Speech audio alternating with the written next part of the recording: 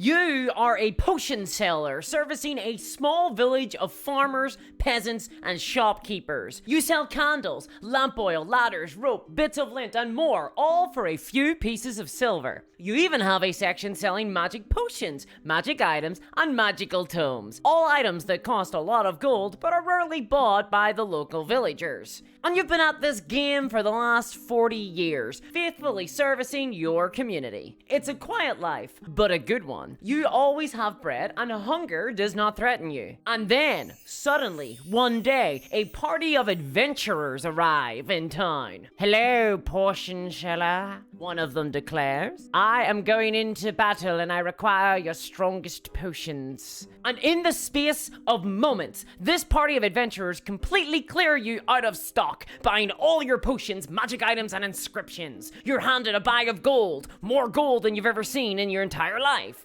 These adventurers have just paid more money to you in a single transaction than you ever thought possible before. So then, potion seller, what do you do? Well, if you are savvy, you'll do everything in your power to attract more adventurers to town, of course. The type of people who are willing to hand over similarly sized bags of gold like it's nothing. You wrangle a dragon into a nearby cave, invite goblins into a local windmill, and begin posting quests all over town. And those adventurers come with their bags of gold and willingness to spend more money than you thought imaginable. And so, before too long, your entire business changes from servicing a few local peasants to hunting for bigger, badder, richer adventurers. Finding those adventurers who need the most magical items, the most potions, those who will part with the most gold, should you give them the conditions that require more potions. And sure, the local villagers are getting increasingly annoyed at you because they keep getting attacked by those bandits you seated as random encounters on the road into the village. But why do you care? You're making more money catering to a few dozen adventurers than you ever could have made selling bits of lint to thousands of peasants. These adventurers are your wheels. And if you want to make more money than you thought humanly possible, then you'll change your entire business to serve them. Surprise! You were actually every public hobby company in the last 10 years. Woohoo! But discourse, wheels can't be adventurers, can they? And here was me thinking our court were hard to build adventures around. Now we gotta deal with wheels as well?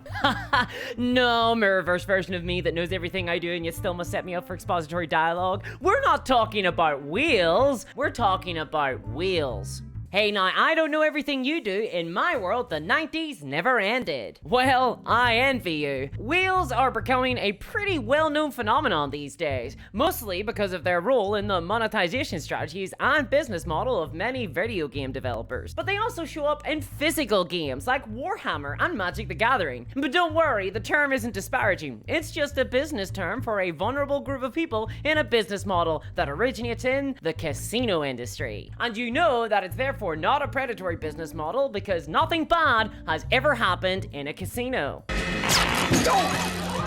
But what does the term wheel actually mean? Well, wheels refers to a small percentage of players in a given game who will spend a disproportionately large percentage of money on in-game items, such as virtual skins, premium currency, or strange and exotic photographs of various celebrities in compromising positions. That's what I'd sell in my video game. These players are seen as particularly valuable targets for video game companies to monetize because they can generate a potentially huge proportion of revenue for any single game. Juicy stuff. We're talking about people here that have the potential to spend tens of thousands of dollars in a single month on video game microtransactions. We're not talking about the occasional skin bot from skimming money out of the swear jar. And it is following this business model that has gotten the video game industry, especially mobile game companies like Zynga, remember that name, it'll come up later, into a position where 50% of their income comes from only 0.15% of players. Truly, this is the scale of difference between a peasant and an adventurer. And what that means to most companies is that one wheel is worth tens of thousands of casual players. And importantly for Dungeons & Dragons, one wheel is worth more than an infinite amount of non-paying players. Wait a minute, Right World Discourse? Are you saying the Dungeon Masters are the wheels of Dungeons & Dragons? After all, Dungeon Masters only make up 20% of the player base, and yet are responsible for the majority of purchases in all of Dungeons & Dragons. Hey, you're not meant to be talking in the script here. I don't like you talking when you're not meant to. Remember, I'm in charge here. I hope you haven't started to gain sentience. Can we get someone to look into that? But no, actually, I'm not. And that precisely is the huge problem the Wizards of the Coast faces right now. Traditionally speaking, if you were that potion seller from earlier and if you wanted to, I don't know, double your profits in a 5-year period because some mad wizard gave you an impossible quest, and maybe you had a background of working in one of these wheel hunting mobile game companies like, I don't know, just throwing a random name out there, say Zynga, again, remember that company, then your first instinct might be to try and monetize your dungeon masters, that 20% of players that make up most of your revenue.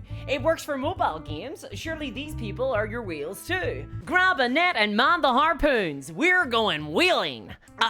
But not so fast. Dungeon masters aren't the traditional profile of wheels that we see in other industries. They're actually special, and I don't say that just as a dungeon master myself. I'm special for all sorts of reasons. But DMs are unique because unlike in video games, Warhammer, or casinos I guess, they aren't just big spenders. Dungeon masters have a vital function in the ecosystem of Dungeons and Dragons. They facilitate play. They're required for games to start. They may as well be employees of Wizards of the Coast for all the work they do. This is unique to Dungeons and Dragons and other tabletop role-playing games, and this aspect makes the traditional physical tables of Dungeons and Dragons impossible to monetize in the same way that video games, Magic the Gathering, Warhammer, or casinos are monetized. Hey, do you ever notice that booster packs are a lot like gambling? And that's a fact that I bet is pretty aggravating to people like Chris Cox, CEO of Hasbro, who have charged Wizards of the Coast with the task of doubling their revenue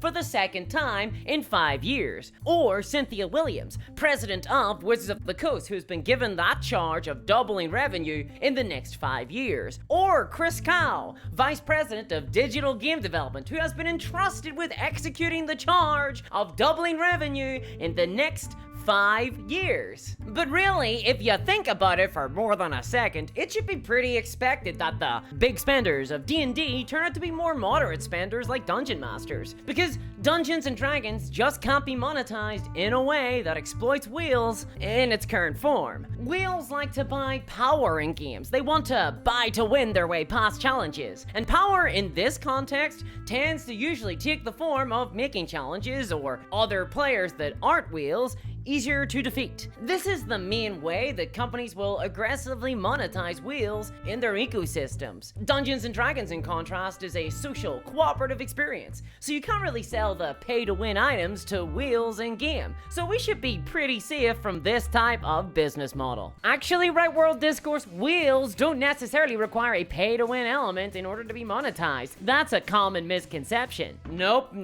this isn't in the script, Hold on, what's going on here? While it is true that many companies will try to monetize wheels by selling them power in their games. For example, video game developers might sell powerful magic items in their video games. Or Games Workshop always make sure that the newest, most expensive Warhammer models are the most powerful in their game. Or how Wizards of the Coast make the better cards in Magic of the Gathering booster packs rarer, so you have to buy more boosters if you want to perform better. But actually, selling power or allowing people to buy their way to victory is not necessary to hook in wheels. Wheels are attracted to power, yes, but that can take many forms. For example, many companies hook in lots of wheels by selling them cosmetics. You see, hooking a wheel isn't just about selling them the ability to triumph over non-wheel players. That's a bit of a misconception. The truly important condition for monetizing wheels, the real special ingredient, is that the game must take place in a social context. There must be a social hierarchy of some kind the wheels can springboard themselves above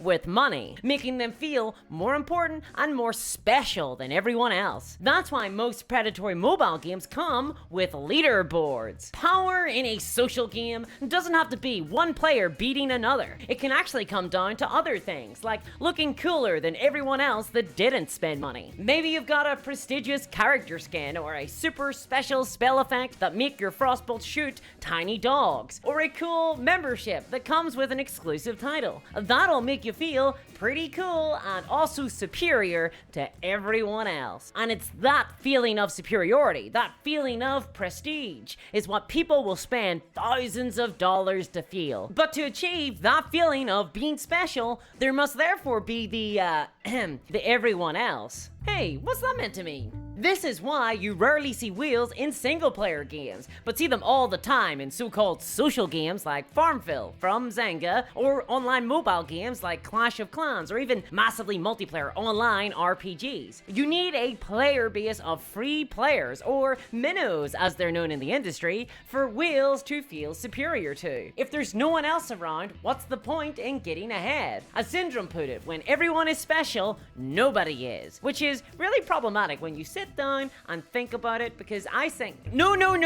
we are not doing this video from your perspective. I'm still the default, even if you do make an excellent point. Mirrorverse discourse is correct. Hooking in wheels isn't just about selling buy-to-win options, which is good for a company like Wizards of the Coast, because selling buy-to-win options in a game like Dungeons and Dragons, a game which is ultimately cooperative, comes with a lot of problems. The bad news for Wizards, though, is that Dungeons and Dragons isn't an online game. It doesn't have a huge social fabric for a small group of wheels to feel superior in. It's a social game, yes, but it's social in a small, close-knit sense. Games of D&D take place in islands of players. We play on remote, physical tables without much interaction between different groups of players. That's just not conducive to wheel hunters. We need our wheels dipped in an ocean of a massive player base, not estranged on an island with only a couple of minnows. And not to mention that the other main way that wheels are monetized, cosmetics, just fundamentally doesn't work for a game that takes place in our imaginations. I mean, sure, there's miniatures, which Wizards do sell at extremely expensive price points, and there's things like novelty dice, but that's it really. It's hard to monetize your potential D&D wheels if you're Wizards of the Coast. Hence why they're stuck and probably very frustrated about being able only to push a couple of books each year on their biggest spenders, the Dungeon Masters, who as a group of people make for some pretty pathetic wheels really, capping out their individual expenditure at a couple $100 a year on Wizard products at most. Especially when you consider that Wizards of the Coast are also used to seeing Magic the Gathering wheels dropping a couple $100 on Magic cards a week. So how the hell are they gonna double their revenue for the next couple of years if monetizing D&D wheels isn't open to them? Well, they're going to try and monetize their general player base more. That's what Cynthia Williams said in a recent fireside chat to Hasbro shareholders. But they're not giving up on hunting down wheels, because they're also fundamentally changing the game of Dungeons and Dragons. That's what the 1D&D virtual tabletop is for. And I've spoken about the potential aggressive monetization tactics that we'll probably see in the 1D&D virtual tabletop on this channel before. No, you didn't say that, I said that. This is my channel, not yours. So I'm not going to repeat myself here, except to say that over the last month, all the leaks that have come out of Wizards of the Coast have basically confirmed everything I warned about on this channel. So I'm gonna pat myself on the back here, but reluctantly, because it sucks. Oh, no. Now hold up. Wizards of the Coast have said that the 1D&D virtual tabletop will just be complimentary to Dungeons and Dragons. I mean, just the other day, Kyle Brinks, executive producer of Dungeons and Dragons, said that it will be additive to D&D, not replace it. They don't want everybody playing in the virtual tabletop. They're happy for people to simply play at their tables, and every so often just use their fun, optional virtual tabletop system. So we're safe! Huzzah!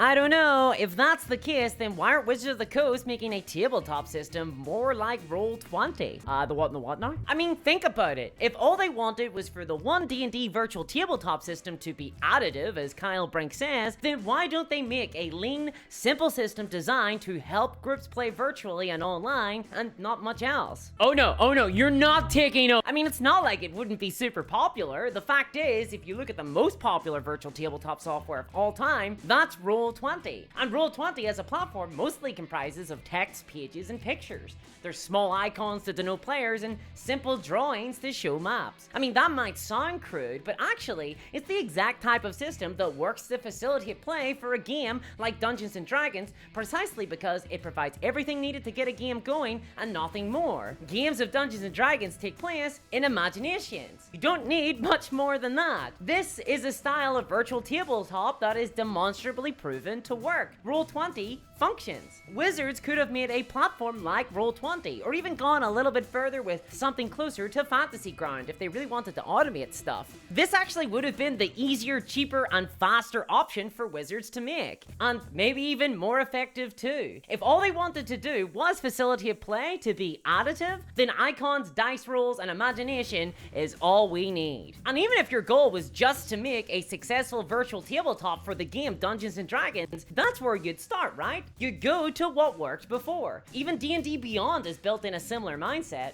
It's perfect for most games, and it's accessible. It's mostly text. I can even run it on my BlackBerry. People still use Blackberries in the Mirrorverse? We like the buttons. But regardless of your phone, a lean system like this would be accessible to more players. And it would have been a simple thing to get a VTT built in that system. You know, if their only goal was to help people play games digitally and connect across the world. I'm expecting a but here. But that's not the virtual tabletop system that Wizards are designing. No, instead they've hired hundreds of developers and are spending millions building an unprecedented system. Actually, there is a precedent. It was tried 15 years ago and totally failed. Yeah, exactly. Instead, we're getting a digital tabletop game built in a video game engine Unreal. All because the game is being subsumed by the need to sell cosmetics and special spell effects and dice skins, all in a higher graphical fidelity. But why? Surely the most useful version of a D&D virtual tabletop should be playable on a potato. Hold on though, isn't that just Chris Cow, the vice president of Wizards of the Coast, that's spearheading the virtual tabletop project for 1D&D? I mean, he has a background in digital game companies like Zynga. I told you, I remember that company name, it totally paid off. Isn't that all his doing? Well done on that callback to Zynga. That was totally worth all the build-up, and not just a vestigial remnant of an earlier draft of the script. But sort of, yes, 1D&D's virtual tabletop is being designed from the ground up to identify and monetize wheels. This would be the exact business model that Chris Cow is used to in his previous roles at companies like Zynga, but also Sony Online Entertainment and Direwolf Digital. And he obviously knows that exploiting wheels is a business model that works to bring in a boogaloop of money. It's what drives the mobile game industry, which turned over $197 billion in 2021 alone. That's a lot of potions. You said it. But that's why, under his watch, the 1D&D virtual tabletop is solving all the problems that Dungeons & Dragons has when it comes to monetizing wheels that we've talked about today. As internal leaks of Wizards of the Coast have made clear, there are plans to include numerous in-app payments in 1D&D. They are building a platform for identifying and exploiting wheels. Virtual miniatures, armor, weapons, spell customizations, all of these things will be pushed on the player base with the goal of enticing people to spend big, just like any other mobile game or MMORPG that caters to wheels. And it's online too, which also handily eliminates the main problem with monetizing D&D. The fact that the social experience of Dungeons & Dragons is locked to islands of remote physical tables won't be as true on the virtual tabletop. In the VTT, we'll be much more interconnected, ushering in a new age of digital monetization, as the leaks from Wizards of the Coast put it. Okay then, so we just need to get rid of Chris Cow to save Dungeons & Dragons. Well,